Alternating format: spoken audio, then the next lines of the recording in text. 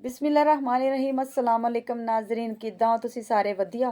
लो जी रब सोना तुहानू सलामत रखे, शाद रवो आबाद रवो हसते रवो वसते रवो। नवीं शायरी दे नाल तमन्ना तुहाडी खिदमत विच हाजिर हो गई है ते जनाब अज एक नवीं ताज़ा गज़ल जो मैं अपने नाजरीन दी नज़र करन जा रही हां।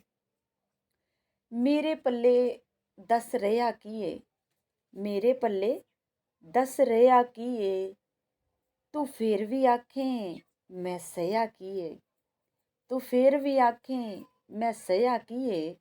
दिल भी टुटिया ते पागल हो गई, दिल भी टुटिया ते पागल हो गई। वीरान जिंदगी विच पया की है, मैं ते इक्को सोच च गुम आं, मैं ते इक्को सोच च गुम आं कि लफ्ज़ वफा जिहा की है। एडियां सज़ावां ते कल्लियां करना, एडियां सज़ावां ते कल्लियां करना। तू दस मैं बेवफा कहा की है। हासे खुशियां वंडण वाली नूं, हासे खुशियां वंडण वाली नूं इस जग तो दस दे ढेहा की है। मेरे पल्ले रेहा की है, तू फिर भी आखें मैं सहा की है। लो जी, ये तो सीगी तमन्ना दी शायरी।